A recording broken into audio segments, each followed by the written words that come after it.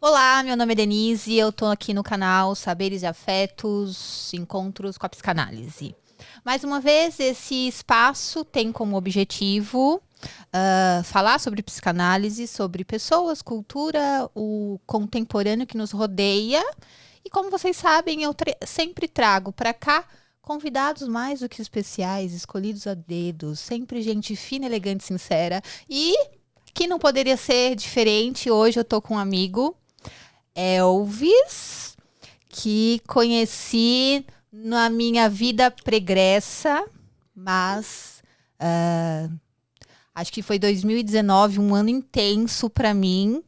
E eu propus para o Elvis, eu estava de saída de um trabalho e eu estava entregando um evento que custaria e demandaria 8 meses de trabalho. E eu encontrei o Elvis, tive uma recomendação do trabalho do Elvis e coloquei o Elvis numa fogueira, digamos assim. Eu sei o que você fez e fez comigo no verão de 2019. Você sabe o que eu fiz no verão de 2019. Então conta um pouco da sua experiência, faz uma apresentação e fala como que foi então essa fogueira ou essa experiência de trabalhar comigo. Foram 8 meses intensos, mas foi bacana. Foi muito recompensante, né? Terminou em uma semana a gente morando no hotel na 23 de maio, aqui em São Paulo, para fazer um evento internacional. E foi muito bacana para mim, Denise, porque eu lembro que as minhas habilidades talvez nunca tenham sido tão testadas e usadas num evento, né? Eu sempre tenho boas intenções. É. E como você me disse depois, você também é boa de negociação, porque você me disse, eu te contratei pelo que você achou que valeria e fez por mim o que eu sabia que você podia fazer. Sim. Isso foi bem interessante, mas essa é uma questão de trabalho que daqui a pouco a gente pode destrinchar. Eu trabalho com jogos vivenciais para empresas desde 2000. Então, quando eu encontrei você naquele evento, eu já estava com uma boa estrada. E é isso, jogos que vão desde criação de bandas de jazz com os treinandos até rally de carro, passando por reproduzir inventos do Da Vinci e por aí vai. Uhum. Eu contratei um jogo do Elvis, mas a parte mais interessante e talvez inusitada desse trabalho foi que eu propus para ele que ele fosse meu mestre de cerimônias. E aí nós tivemos um intenso trabalho de preparação, não só internamente com os speakers, formação de speakers, treinar painel e 420 mil versões de agenda. Heavy 17, Heavy 19. Eu lembro. Você lembra, né? Mas foi muito legal, porque uma coisa que me chamou atenção naquele trabalho foi... Já falando de como você usou habilidades minhas que mal eu sabia que tinha, e eu queria que o pessoal refletisse sobre isso. Eu acabei coordenando a preparação. Não sei se você se lembra, eu te sugeri, e você sabiamente topou a ideia, ou loucamente topou a ideia, da gente trazer um especialista em teatro para treinar os gerentes que iam falar os seus conteúdos no evento. E aí eu me vi, de repente, sendo uma espécie de diretor, sei lá do quê, porque eu não sou diretor de nada, Diretor de cena, eu banquei o diretor de arte, sei lá, né? Isso. E a gente acabou preparando os gerentes para falar, e eu fiquei impressionado, porque era uma galera super competente no que faz. Mas é notório como as pessoas têm medo de falar em público, né? Um medo antigo. E foi divertido e muito interessante ver como eles cresceram. Do primeiro ensaio até o dia do evento, teve gente que fez um salto quântico. Surpreendente, né? Quando você olha o grupo, o trabalho individual também, no começo, o quanto ele vai mudando ao longo do percurso e a entrega final é aquele deu certo! Foi bacana, foi divertido. E eu me lembro também que fazer uma série de coisas diferentes foi bem provocativo para mim, eu gostei disso. Eu fiz... Foi curioso, porque os jogos eu já tinha um bom domínio, eu já tinha 19 anos de experiência. Então, na verdade, o desafio daquele evento para mim foi fazer as coisas novas. Primeiro, acreditar que dava para eu fazer, você mesma disse que eu poderia fazer. O trabalho de mestre de cerimônia acabou estendendo, eu virei diretor. É o mesmo que o artístico, né? Quem escolhe as músicas. Lembra? Aí eu criei uma trilha sonora com... Era um evento de tecnologia, então eu me diverti, eu curto. Sim. E aí eu fiz uma trilha sonora que ia Especial pro desde evento. efeitos sonoros do R2-D2 até a marcha imperial do Darth Vader e por aí vai. Sim. Então, é curioso como a gente dá o salto quando precisa. Quando a gente é impelido, né? Quando alguma força externa age sobre a gente. Mas esse é um assunto que você entende melhor que eu. Eu acho bacana porque a gente vive e escuta alguns discursos. Eu estou falando também de experimento clínico, de experiência clínica, e do quanto a clínica também esbarra no social, que o discurso social prevê que nós precisamos ficar numa certa zona de conforto, que a vida é linear, que eu preciso ser bem-sucedido, que eu preciso ter alta performance, que eu não posso olhar para as frustrações, que eu não consigo... eu só prezo pelo prazer e não quero olhar para o desprazer, e as coisas que precisam ser necessariamente feitas, muitas vezes não são, eu não quero. Quero ficar só com o gostosinho da coisa. E aí você falou numa coisa muito interessante. Eu tô aqui pensando agora, te ouvindo. Não fosse esse desconforto, eu não teria dado um salto. E há 2 semanas eu fiz um trabalho para a Fundação Telefônica. E eu usei da habilidade que eu usei no nosso evento. De lá para cá eu venho usando. Se eu não tivesse passado esse apuro, eu não ia me achar capaz. E aí você tocou num ponto interessante.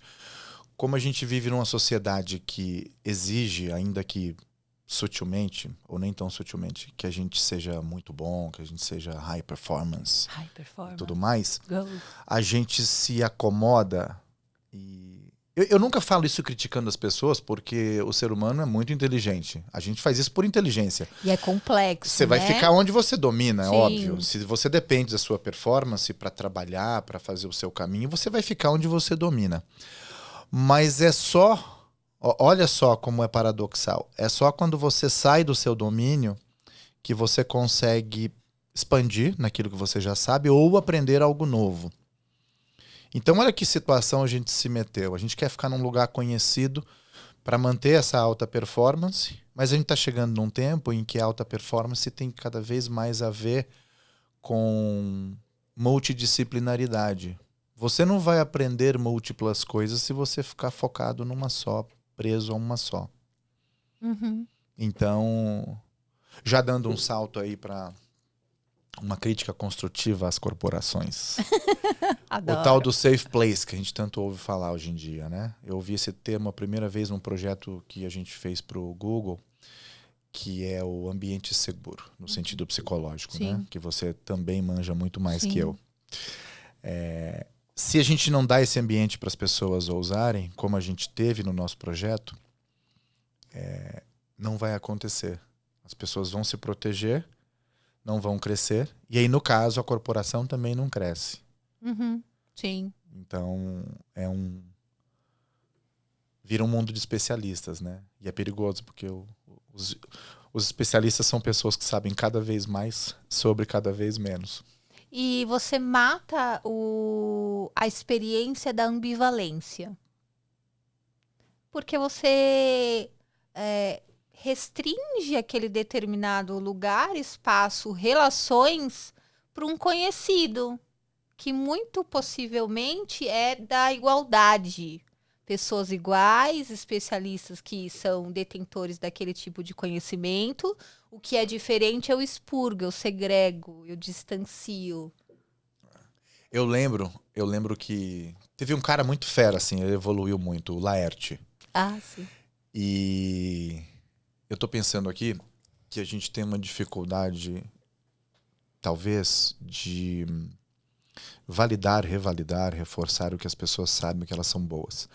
E eu me lembro que eu ficava conversando com todos eles, e nesse caso, especialmente o Laerte, eu tinha o cuidado de, sempre que possível, perguntar sobre o que ele fazia e me mostrar admirado, genuinamente, né? Porque TI, você sabe, né? TI é bruxaria. Eu sempre fico olhando como um hominídeo para as pessoas que manjam desse troço. E é realmente uma coisa que me impressiona. Eu tenho um profundo respeito por essa galera. E aí eu ficava dizendo para ele como eu achava incrível o trabalho que ele fazia. Curiosamente, ele ficava admirado por alguém dizer aquilo para ele, né? E aí me deu um clique. Eu falei, pô, será que as pessoas não dizem ao outro como é importante o que ele faz nesse quebra-cabeças gigante das profissões que tem no mundo? A gente deveria validar os outros mais. E eu tô te contando isso porque quando eu comecei a fazer isso com ele, com todo mundo, eu fui encontrando esse lugar de igualdade que você falou. Eu não parecia ali o cara que manja super de falar em público e, ai meu Deus, eu tô aqui pequenininho, abaixo, tentando aprender como que eu faço minha apresentação no evento. Sim. Né? Virou um brother ali que eu trocava uma ideia e eu sempre falando, ó, você é muito foda. Pode falar palavrão aqui, Gabriel? Ou Deus fode a gente se falar palavrão? Pode! E eu vi nos olhos dele que ele ficava realmente feliz por eu dar aquela validada no trabalho dele, no conhecimento dele. Aí ele foi se sentindo mais igual a mim e a coisa foi crescendo. E aí a gente terminou onde você viu que todo mundo brilhou, ele especialmente. Sim. O trabalho que eu faço com as empresas hoje prevê esse lugar e esse espaço de confiança. Então é um lugar de de poder ser visto, alguém está escutando aquilo que eu digo e aquilo que eu tenho enquanto experiência. Então é um lugar que valida a minha experiência pregressa.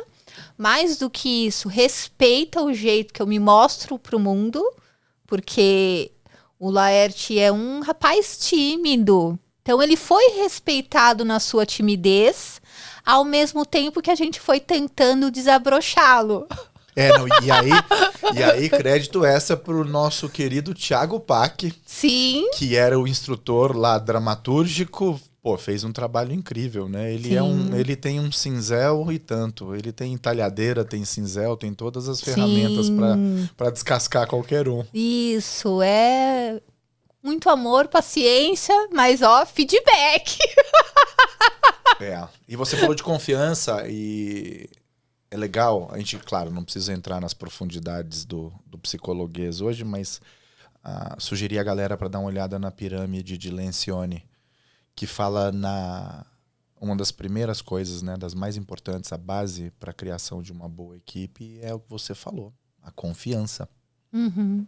Sim. E a gente parece que está vivendo um pouco de crise de confiança, né? Tá todo Sim. mundo tentando resolver tudo porque parece não confiar nos outros. Intolerância. Ou eu não sei, ou as pessoas estão meio taradas por trabalho. Essa síndrome de herói que as pessoas vivem nas suas profissões, nas suas carreiras, enfim. Uma vida empobrecida fora do trabalho também pode contribuir para isso. Volta no que a gente falou da alta performance. Quando a pessoa acha que ela é boa, aí ela foca total ali e vai fundo. Sim. Isso é perigoso porque perde ambivalência, como você falou. E eu acho que o ser humano... Vamos lá nos gregos agora, né? Adoro. Que achavam que a gente veio aqui para exceder, né? Se exceder. Para ser melhor do que a gente chegou. É difícil você ir atrás de excelência se você ficar focado num lugar só, numa coisa só. Uhum. Falando nisso, eu vou citar aquela experiência em que nós trocamos de lado. E que ano que foi? Foi no passado, né? Que eu trabalhei com você num jogo. Te botei numa enrascada. Não, eu vou contar, deixa eu contar. Achando que era só você que ia fazer isso comigo, né? Falando aqui do que nos estimula a sair do conhecido, Quando contratei o Elvis em 2019, o jogo, eu não assisti de fato o jogo, porque eu estava organizando o evento naquela loucura e confiei no trabalho do Elvis. Eu não vi a montagem do jogo, eu não tinha noção do trabalho prévio que a montagem exigia em termos de equipe, né? Eu só vi o negócio pronto e a dinâmica acontecendo. Especialmente se você for o consultor, o MC, o consultor de jogos. Então eu vi assim, a coisa acontecendo já, porque para quem não imagina como é organizar o evento, eu sempre digo uma coisa, eu vou repetir aqui. Evento bom é aquele que acaba. Então eu tava naquela loucura. Segundo dia do evento, eu querendo que aquilo acabasse, né? Vamos tomar um champanhe, vamos relaxar, né? E o jogo foi no primeiro dia, a primeira noite, né? Foram 5 dias e a gente tinha pequenas atividades todos os dias e a gente teve 3 jogos maiores em 3 dos 5 dias. Sim. Então, assim, frenético, a agenda que demandou muita energia e eu, de fato, não vi a montagem. Sabe outra provocação que eu faria para as pessoas? Você deve ter observado isso. Pô, é tão mais divertido saber fazer várias coisas. Eu fico meio entediado de fazer uma coisa só. Eu gosto de ir numa profundidade, dominar, fazer aquilo bem, claro. Acho que isso é um prazer que todo ser humano tem, né? A gente é uma criatura que aprende, que absorve. A gente é assim. Não só a gente, mas a gente em especial. Só que chega um ponto que eu quero aprender uma coisa nova. E aquele estresse, eu me lembro que foi um estresse bom. Eu tinha um certo conforto ali. Por fazer 4, 5 coisas diferentes. Né? Sim. Sendo maluco também como você e topada, empreitada, eu me vi responsável por aquilo. Eu sabia que você confiava em mim. Falando nada da confiança, né? Uhum. A gente também não pode confiar de graça, né? O outro tem que mostrar performance. Mas tem um ponto interessante que você falou comigo. Nós falamos a semana passada, eu vou pegar o gancho aqui, que a gente ficou 8 meses trabalhando sobre aquilo. A gente já estava mais do que afinado também. E aí você completou a frase dizendo assim, não tinha como dar errado. Podia ter vários imprevistos, como todo evento tem. Cobrança de horário. Vamos, não pode estender muito horário. Isso sempre tem. Mas ainda assim, a gente tinha um fio condutor muito apurado, alinhado, azeitado, muito organizado. Sim. Você tocou num ponto fundamental. Eu deixaria isso como uma provocação. Para as corporações, eu acho que não precisa, porque é a pedra filosofal delas todas. Mas para as pessoas, para o indivíduo, planejamento.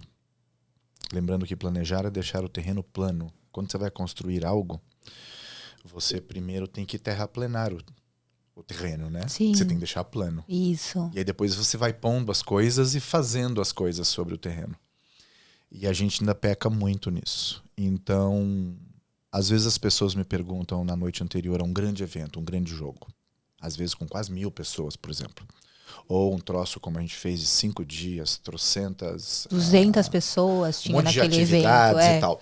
Coisas acontecendo simultaneamente. Em 3 línguas. Fora os franceses. Português, inglês, espanhol, oficialmente. E o francês e ainda ali. O francês, que eu pobre, infelizmente, não domino. Talvez ainda dê tempo. Uhum. Mas a gente não se planeja. E aí, quando me perguntam na noite anterior por que eu tô calmo, eu costumo dizer porque tudo que tinha que ser feito já foi feito. Ou quase tudo, né? Sim. Porque planejar é a arte de deixar 80% dominado. Com esse espaço de ação, de tempo e de extensão mental, para usar de um termo que não existe, né? Para sua mente estar tranquila, estar flexível. Isso, de flexibilidade. de uma certa forma, plástica as situações, você precisa estar com tudo o que é possível dominado. E nesse estado mental você pode fazer todo o resto que aparece de surpresa. É isso que as pessoas parecem não entender. Isso. E é meu trabalho, parte da minha luta diária, do meu papel profissional no mundo, eu sinto... O meu chamado é esse. Né? Isso. Se eu pudesse passar essa ideia, pelo menos para as pessoas, que o jogo mostra isso, né? Sempre parte-se de um planejamento e depois você executa uma coisa. Como tudo que a humanidade fez até hoje. Se você fosse entrar num buraco para dormir de noite lá na savana, sei lá quando, havia um plano antes, né? Qualquer coisa que tem 3 tarefas anterior à execução é um plano. Sim. Né? E a gente parece ter dificuldade ainda em perceber isso.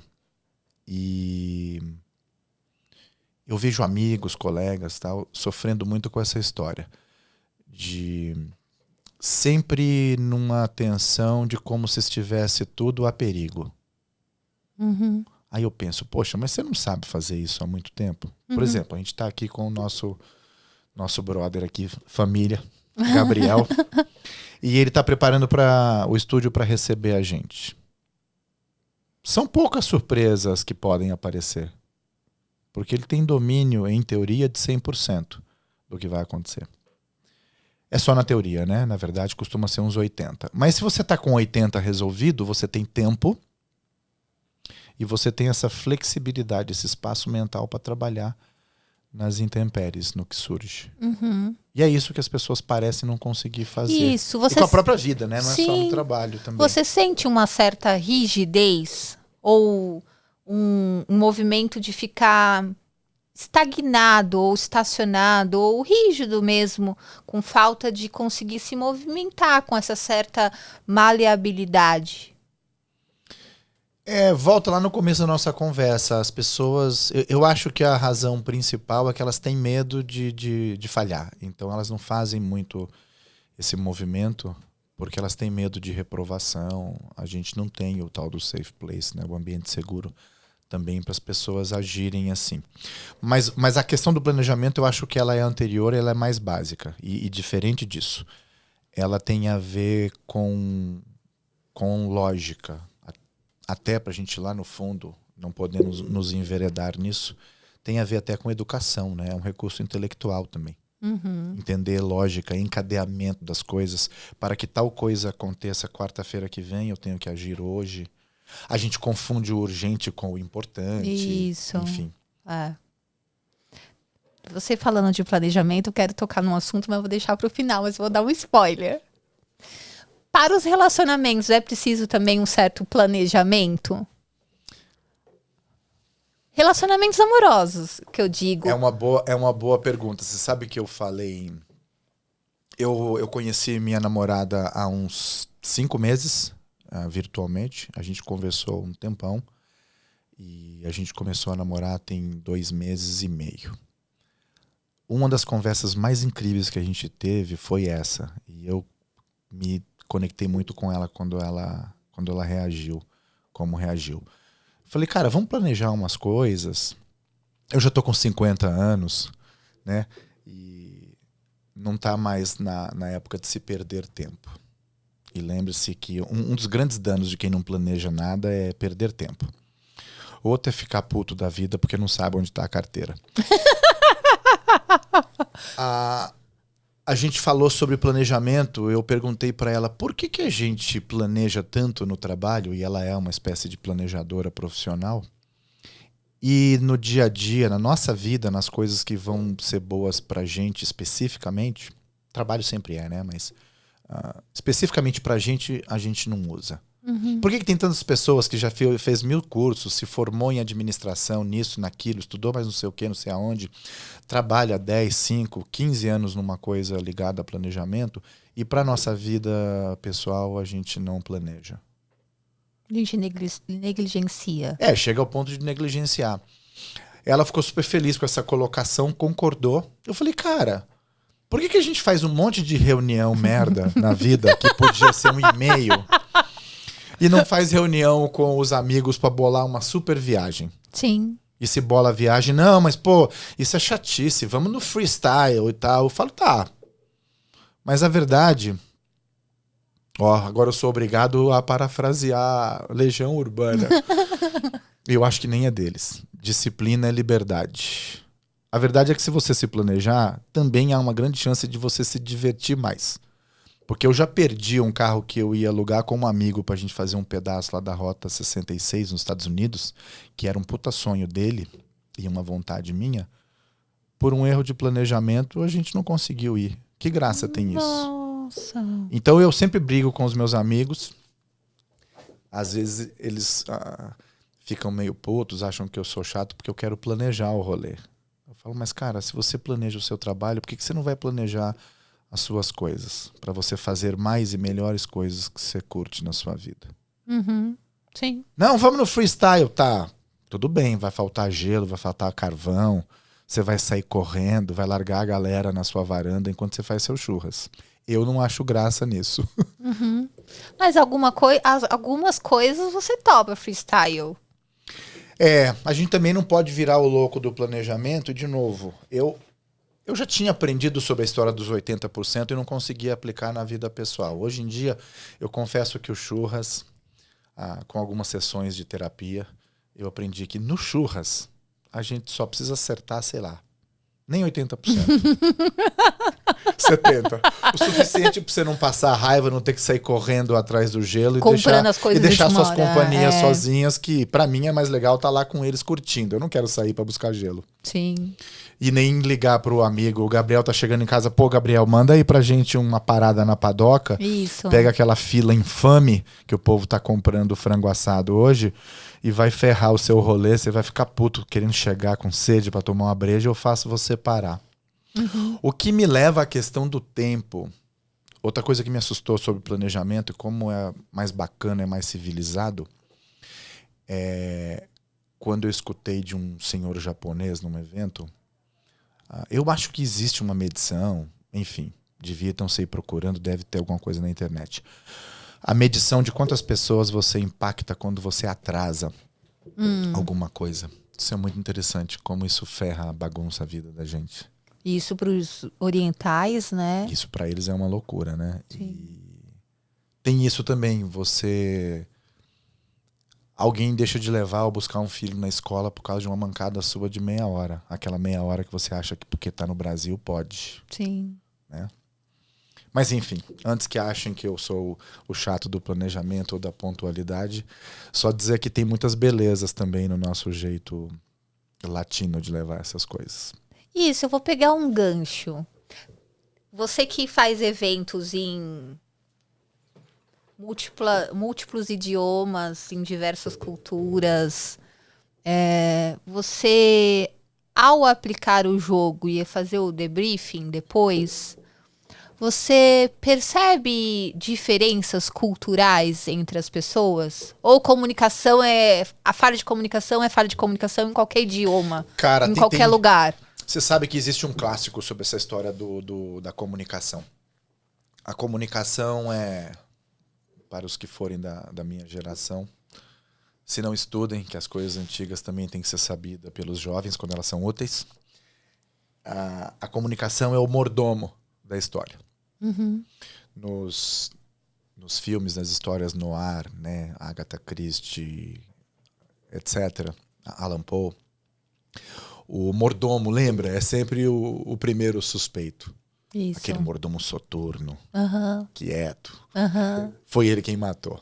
Então, existe essa piada em desenvolvimento de pessoas, né, em treinamento, que a comunicação é o mordomo da história. Parte-se sempre do princípio que o problema é ela, e na verdade não é. A comunicação ruim, ela é consequência de outros problemas. Normalmente da falta de planejamento. Não tem planejamento, tem bateção de cabeça, você compromete a comunicação. Não é ela quem causa, ela é um sintoma. E aí, claro, né, ela tem o poder nefasto de, ao mesmo tempo que ela é uma consequência, ela passa a ser também a geradora de problema. Mas Sim. ela surge primeiro por outra falta. Sim. Num primeiro momento ela é sintoma e depois, quando ela vai se tornando crescente... Aí é o ovo e a galinha do mal. Você não sabe quem veio primeiro. Se as pessoas se comunicam mal porque faltou planejamento, ou se falta planejamento porque não se comunica direito. Uhum. E essa é uma dificuldade nossa. Também é um traço, né? Falar com clareza, com objetividade. Isso dos latinos, você diz. Fortemente. A nossa linguagem, nossa língua também não ajuda, né? Ela é complexa, ela gera coisas muito bonitas, né? Nossa poesia é maravilhosa, nossa música é incrível, a nossa arte falada e escrita é lindíssima. Que o português é um negócio monumental, né? Como as línguas latinas costumam ser. E eu já ouvi muito de amigos americanos, por exemplo, que acham que é a mais bonita língua que eles já ouviram. Mas ela tem esse desafio. Sim. Ela é complexa, então ela permite muita subjetividade. Bom, você deve saber... De duplo sentido. Você sabe que muita empresa só redige contrato profissional em alemão, né? Para não ter... Para ser duro, não ter concreto. Dúvida. Não ter dúvida. É o paraíso das filigranas, o nosso universo linguístico do direito, por exemplo, porque o português é uma loucura. E isso... com uma má educação, com uma base educacional ruim, gera esse problema. As pessoas não conseguem ser claras, né? Porque é uma língua complexa. E o inglês, por exemplo, ele é mais simples. Então, essas pessoas costumam ser mais fáceis de entender. E aí, de novo, aí a galinha e o ovo do bem. Você não sabe se eles são organizados por causa da linguagem ou se a linguagem é assim porque eles são mais organizados. Mas, para mim, tem a ver com a simplicidade. Uhum. É só você olhar uma tradução de um texto, né? Você pega um texto de 20 linhas em português, manda o Google traduzir e dá 13 em inglês. Sim. Ou menos. E aí, notoriamente, nas reuniões, nas conversas com eles, é muito curioso como eles são mais curtos, objetivos e pragmáticos, né? Isso é uma consequência da linguagem. Então, eu acho que o cultural tem um papel importante, sim. Uhum. Sim. Concordo. Eu tô esperando você entrar na parte pessoal pra eu te contar a aventura. Eu tava vendo aqui, ó, Saberes e Afetos. Já contei lá a história do conhecimento, de como eu encontrei, né, a minha namorada.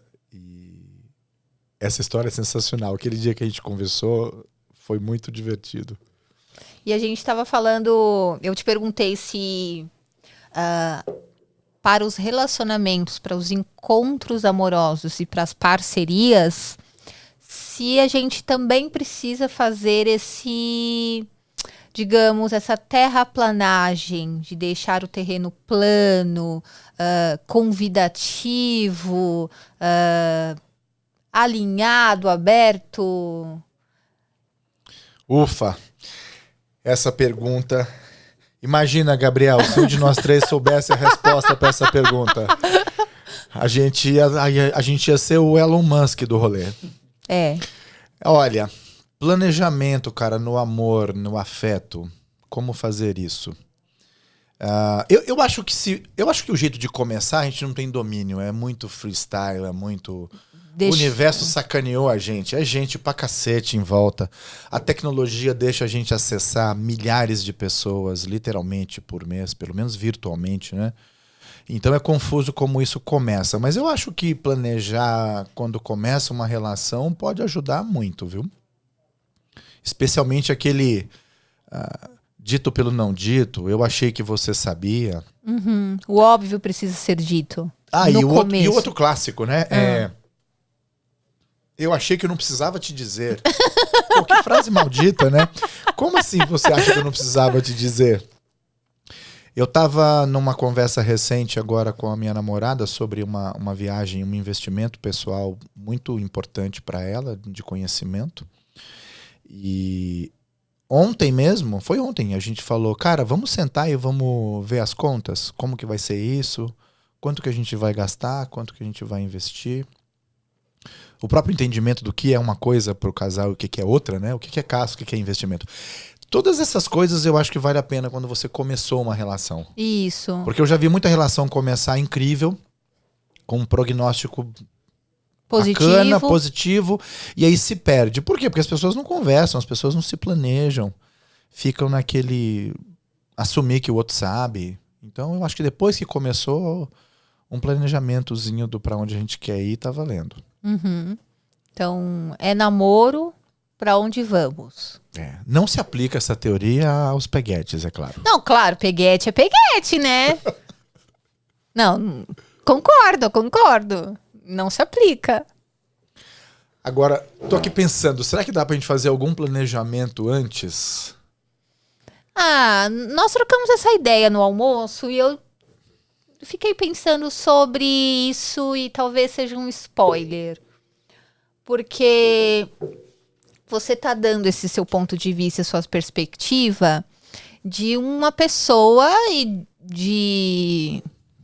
eu vou dizer em primeira pessoa, já que eu te conheço, de um ponto de vista de alguém que minimamente se conhece. Você, que tem maturidade para dizer aquilo que está dizendo, né?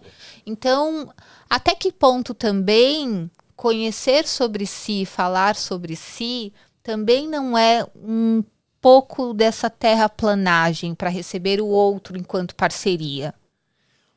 Eu acho que isso pode ser sintetizado numa palavra. Terapia. Concordo.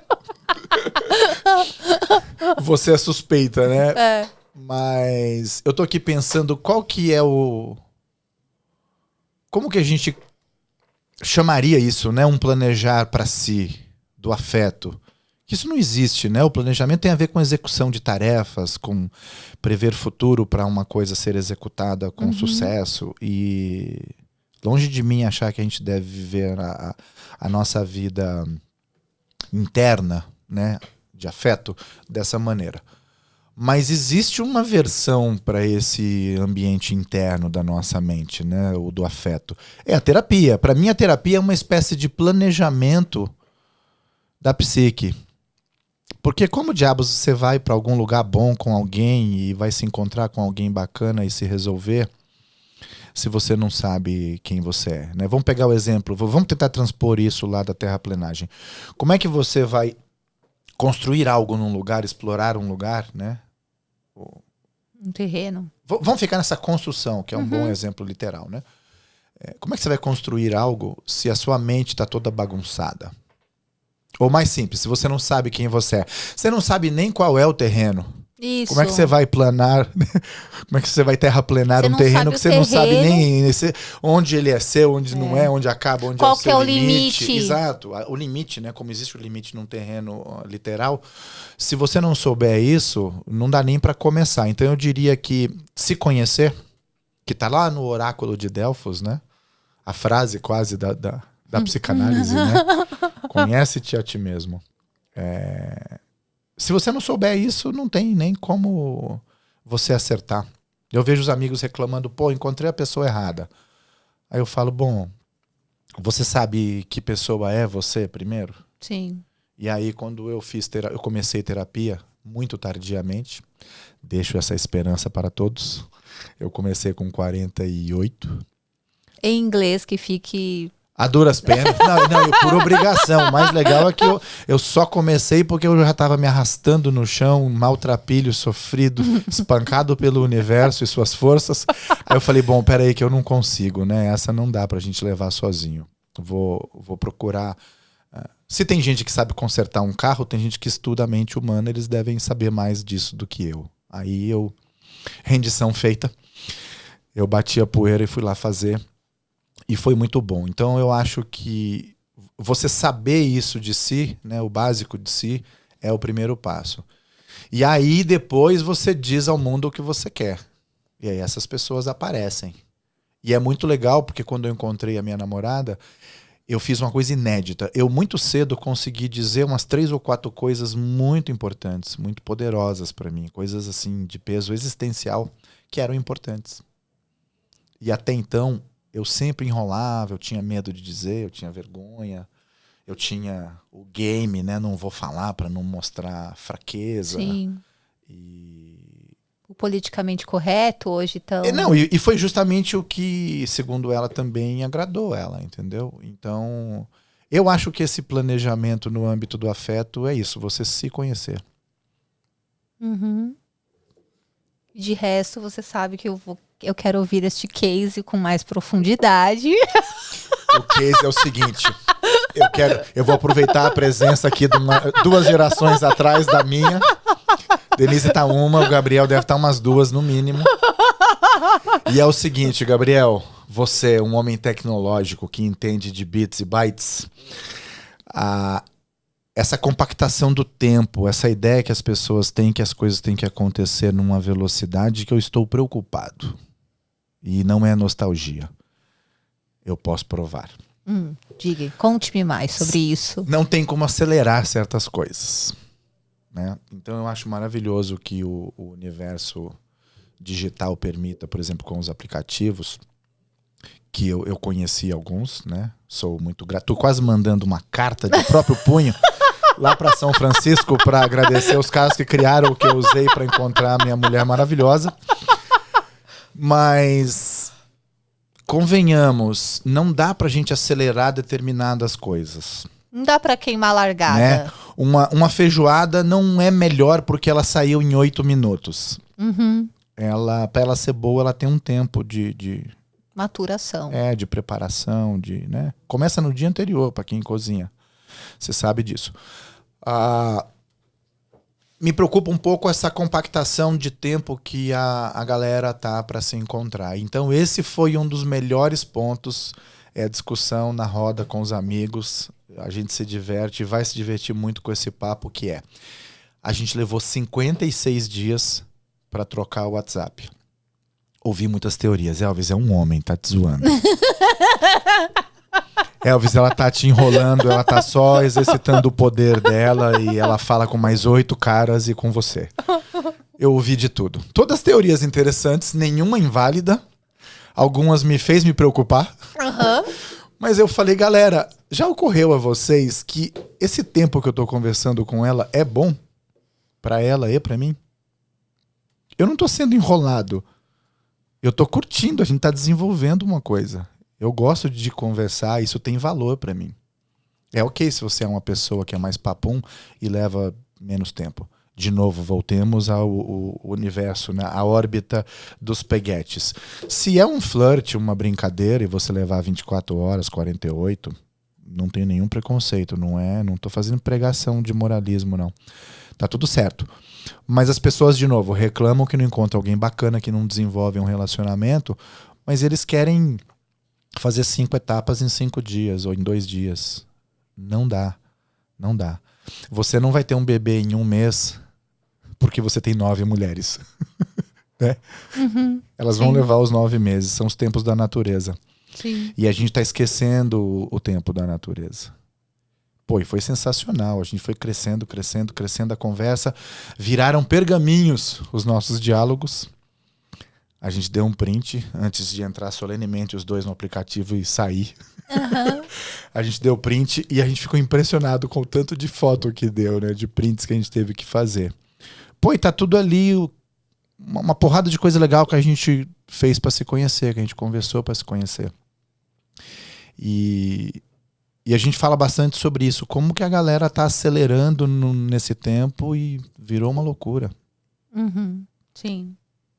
Você sabe que a gente poderia ficar aqui falando por 3 horas, mas já foram quase 1. Já foram 50 minutos. É isso. Então, vamos fazer o seguinte.